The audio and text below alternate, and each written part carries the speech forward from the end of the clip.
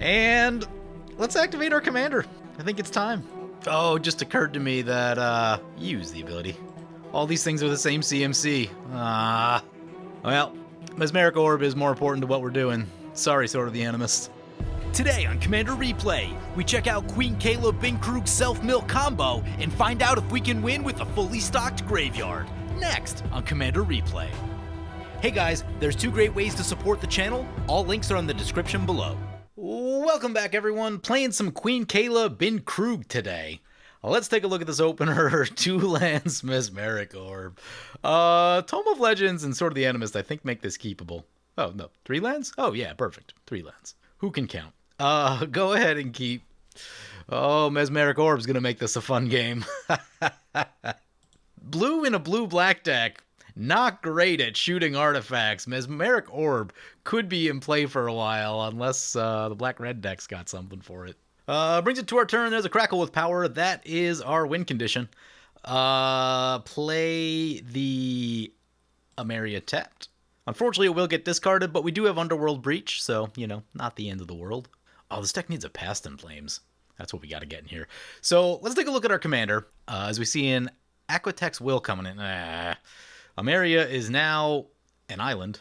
Don't love it. Although, in all honesty, I don't even know if we can really get Ameria active in this deck, or that it makes that big of a difference. Anyway, let's take a read of our commander. It's Queen Kayla Bin Kroog. 3 mana for a 2/3, pay 4, discard all the cards in your hand, then draw that many cards. You may choose an artifact or creature card with mana value 1 you discard this way, then do the same for mana value 2 and 3, return those cards to the battlefield, activate only as a sorcery. So Kayla is going to be kind of a wheels commander, and you're just going to kind of churn through your deck. I think I've identified a few different things that you can do with the deck. I think I'm going to go with Tome of Legends before we get into the Mesmeric Orb nonsense here. Oh, I'm going to be discarding that Vanquish the Horde. Don't want to discard that one. Anyway, yeah, so obviously her ability wheels, but also brings small creatures and artifacts back into play, which is really cool, and I think there's a bunch of different things you can do with that. What we're going with today, I was trying to figure out how you win the game with this commander, which is sort of the tough question, and what I've settled on is the Underworld Breach, Wheel of Fortune, Mana Geyser, or Dockside Extortionist combo. Mana Geyser's a little easier, I think, but and then into a big burn spell like Crackle with Power or Comet Storm. And the other thing we have in the deck, we have Basalt Monolith with Mesmeric Orb, which allows us to mill our entire deck, which means that'll put Savine's Reclamation into the graveyard with Underworld Breach. So we Savines for Underworld Breach, and then try to assemble that combo, is basically what this deck is trying to do. When we were talking about power level before the game, I told opponents I really don't know what this is gonna do. I've only got 2 tutors in the deck. Like, if you wanted to really focus in on the combo and just run, like, only tutors removal and the combo, you could probably crank this thing up power-wise. I don't know. With some fast mana in a good hand, maybe like turn 5, turn 6, I could see everything going off. Probably more consistently turn 6, turn 7 in that space, I would say. But let's play the Plains right here, and we'll cast our commander. That'll put another counter on the Tome of Legends. So if anyone's been following the channel for a long time ago, I think it was the very last time that I played Gerard Weatherlight Hero. I actually ran the Mesmeric Orb combo in that one. I can't remember if I found it in the game or not. I don't remember what happened in that game, but it's a combo that's been on my radar for a while, but it's sort of tricky figuring out, like, what deck do you put this combo into? And I think Queen Kayla's actually a solid choice for it, since it's already going to be wheeling, it's going to be helping you get a lot of those pieces. So I think just a lot of things work together nicely to execute that combo in the deck. But beyond that, I think there's some other stuff you can do with this deck too. You could attempt an egg-style artifact thing with this deck. I don't know exactly how that deck wins. Probably something similar to what we're doing. That's a question I wasn't really able to answer looking at this thing for the first time. But I think the other things you could do just like a creature swarm kind of deck with low-cost creatures and try to activate this ability a bunch and just cough out a bunch of creatures into play and keep trying to do that every turn while keeping your commander in. That could be really interesting. That could be a really interesting, like, swarm-style deck. Or You could just run all the equipment and like all of the low-cost creatures that care about equipment and make it a Voltron deck. To me, that seemed like the least interesting option given the large amount of Voltron decks I've played on the channel. It would look very similar to a lot of those, basically just cut everything above 4 CMC, or at least most of the cards above 4 CMC, is what that deck would look like. So I decided not to go with that, right, just because it's very similar to everything I've done ever on this channel. So trying something new today, and this build is not super well tuned. There's still some cards in here. There's a few things out of the new set that I just want to test. A few cards that have even been out for a while that I also want to test. Just things I haven't really done a lot with. What happens when this is? There. Okay. Doesn't affect our library. That's fine. That is a fine. You know, I wish instead of activate a sorcery, I wish it said activate only during your turn. That way, at least we could like put Vanquish on the stack or something, and then activate it. That'd be nice. But it's not to be. Read the bones for opponent. Ani Cult Anvil. Haven't seen this one. 2-mana artifact. Red-black. Interesting. Whenever one or more artifacts you control leave the battlefield during your turn, create a colorless construct artifact creature token. Only once each turn. Sacrifice an artifact, tap it, deals 1 damage each opponent, you gain 1 life. It's not bad for an artifact deck. What I am sad about here... Ooh. I'm going to keep the Hainware... Strip Mine or Hainware Battlements. You know what? There's a lot of ways to get haste in the deck. Let's keep Strip Mine. Anger's in the deck. We could easily just discard that. And let's activate our commander. I think it's time. Oh, it just occurred to me that use the ability. All these things are the same CMC. Well, Mesmeric Orb is more important to what we're doing. Sorry, Sword of the Animist. There's the Savine's Reclamation. Things are shaping up. There's the Underworld Breach. I mean, I told opponents this would probably take about 8 turns, but we are finding a lot of pieces very early here. Fish Mills, Lord of Atlantis, High Tide, and Cryptic Command. All cards I'm happy to be rid of. Yeah, especially those two.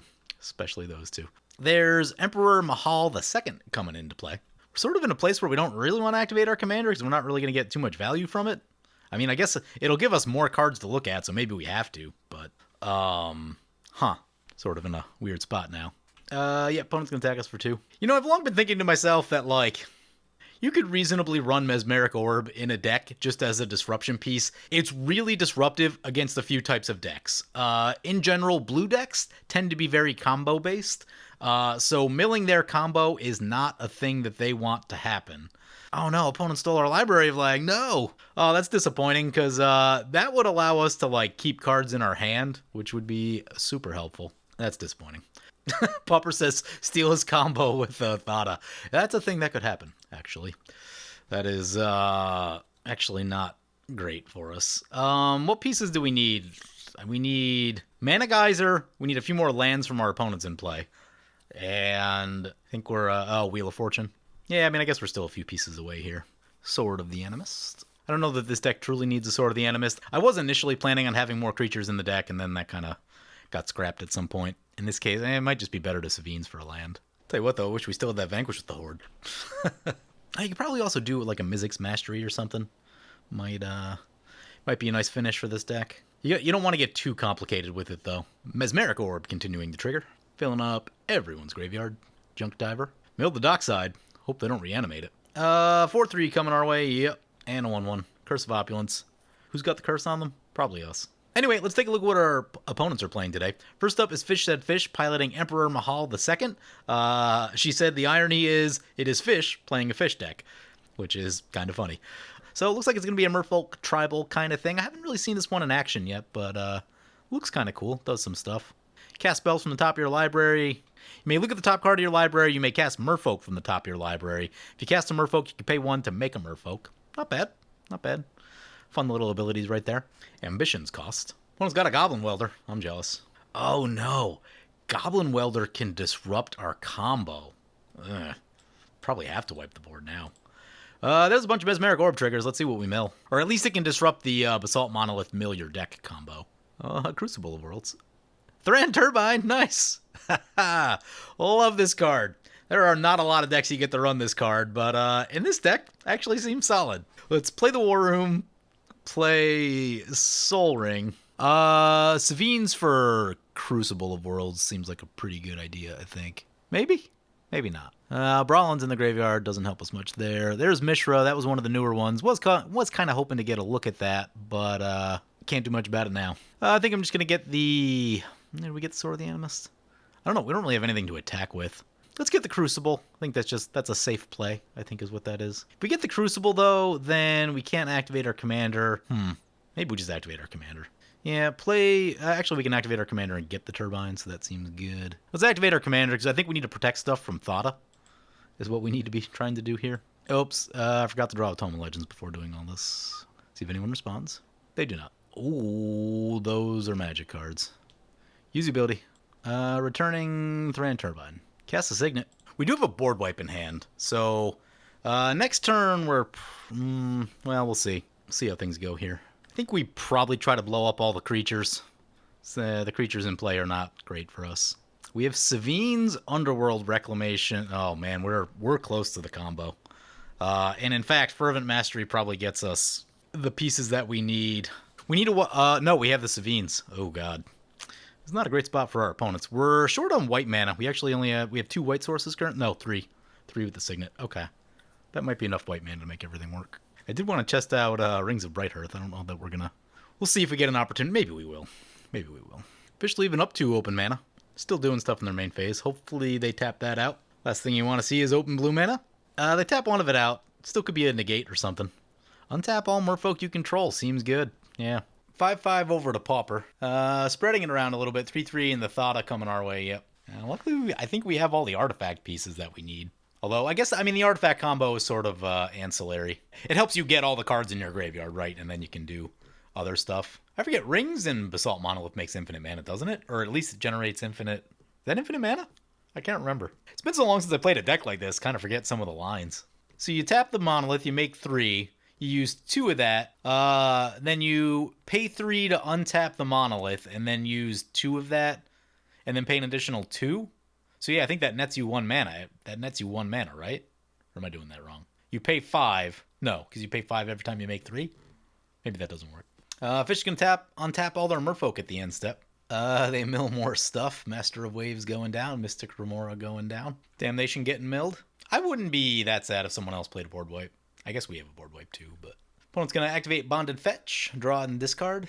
Flintlock is a graveyard deck. Flintlock is playing Runo Stromkirk, by the way, which has a ton of text on it, which I won't read because we've looked at it a lot of times on the channel, but does care about things in your graveyard, and we are giving them a well-stocked graveyard. Sword of Hearthenholm. Opponent's got a Sword of the Animist and a Sword of Hearthenholm on there. 2 lands is a lot of lands to go up in a turn, especially if they already made their land drop, which I'm not sure if they did. It's turn 6 and they only have 5, so maybe they didn't, but that will get you some lands, and lands are good. Gonna blink the Bonded Fetch. Yeah, they can loot more. Why not? Why not? Opponent's gonna get a Junk Diver. Yeah. The key to running Mesmeric Orb as a disruption piece, though, is that you're gonna want Soul Guide Lantern, Tormod's Crypt, Remorseful Cleric, something to exile the graveyards, just so they can't pull things out. Right? Like, once they have a lot of important pieces in the graveyard, exile all of it, and it's probably not coming back. That's a Vandal Blast. That is significantly going to impact what we're doing. Fish have a counter? Nope, they just tap the mana from the Mana Vault. I mean, the one I'm saddest about is the Thran Turbine, just because I like it, although Soul Ring is probably the most important one. Sadly, we do not have the mana to cast Austere Command anymore. Tell me we don't have a second red... Oh my god, we don't have a second red source. Wow, really? Land off the top wouldn't be terrible. Untap land, just Austere Command, reset everything. Red land, I might go for Mana Geyser and just try to do the thing, because we're bleeding life, and if we can't get opponent's creatures out of play, then that's kind of a giant problem. Spine of Isha. Wonder where this goes. We don't really have anything terribly interesting. That seems like enchantments are generally kind of hard to get rid of, so maybe you go for that. Although, gets rid of the River Sneak. Okay. Goblin Welder with Spine of Isha is a thing. They sacrifice the Spine. Oh my god. Gonna shoot the Thada. That's good news for us. And they're gonna bring back the Workshop Assistant. Did they just assemble a combo? What does this thing even say? Haven't read this yet. Flamewar Brash Veteran. 3 mana, currently a 6/5. More than meets the eye. You may cast this card for a red and a black. Sacrifice another artifact. Well, there's the land we need. That's a big creature, small creature, small creature, small creature, all small creatures. I think we just blow up small creatures and artifacts. Play the Bloodstained Mire, crack the Bloodstained Mire. Hopefully we didn't mill Sacred Foundry. I mean, or do we just go for it? There's Sacred Foundry. Asked opponents if they want me to wipe the board or just go for it. They said go for it. Alright, here we go. Need to leave a white mana up. Start with the Mana Geyser. That's 18 red mana. That is more than I was expecting, which is fantastic. Let's cast the Rings of Brighthearth, just in case we need to activate our commander for one reason or another. Cast Fervent Mastery. Getting Wheel of Fortune. Dockside, not super helpful here. I don't know that we need anything beyond Wheel of Fortune. We get Restoration Specialist just because it's helpful for bringing stuff back.